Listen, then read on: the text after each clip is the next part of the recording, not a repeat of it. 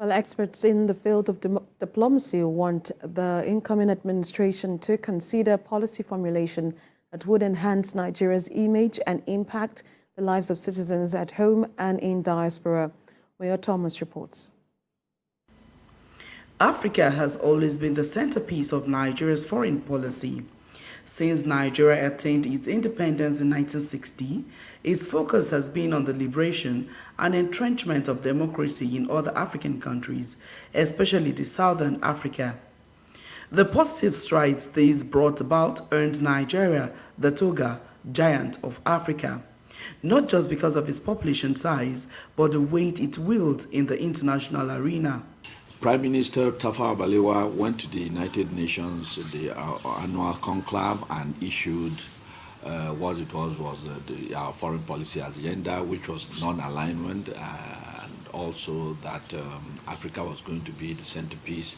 The non-alignment posture was that we were not interested in anybody's territory and we will act as such. However, that we are going to work hard to make sure that every inch of Africa is freed from oppression and foreign domination. However, with the dwindling fortunes, we began also to take a new turn, a new definition in our foreign policy. But Africa has always remained one. But the changing domestic situation has taken the shine out of the laudable heights Nigeria had once risen to and how it was considered in the global community. Nigeria has had glorious moments, internationally. But now, many things are going wrong in terms of do I call it a dwindling clout?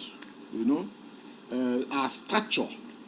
We were so focused on the liberation of Africa and Southern Africa, to be better, Angola, Namibia, Zimbabwe, and then the big one, South Africa, that after the liberation of South Africa in 1994, we seem to have lost focus of what our foreign policy should be. A lecturer at the University of Abuja, Dr. Monday Ekwe, believes the incoming administration of President-elect Bola Ahmed Tinubu must, as a matter of urgency, build up the country's internal capacity, as that is what will revive Nigeria's dwindling recognition in the global community. Ambassador Ode, on the other hand, says a recognition of the dynamic international arena and shuttle diplomacy is important. You really cannot wield any influence outside beyond your capacity, beyond your domestic capacity. All right? Nations that wield so much influence, internationally, you look at key factors at home. One, maybe the economy, how the nation fares in terms of capacity, economic capacity. Hope that President Tinubu will formulate policies that will get Nigeria out of the insecurity that we find ourselves today. The inflow of light arms and small weapons come in through our land borders, and we have to engage our immediate neighbors in shuttle diplomacy.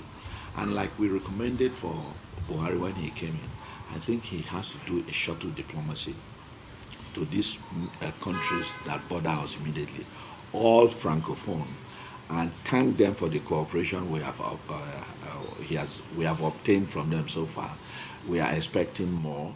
There is no overemphasizing the important role Nigeria plays in Africa, and it must take its position as a world order, especially with the abundant human and capital resources the continent is blessed with.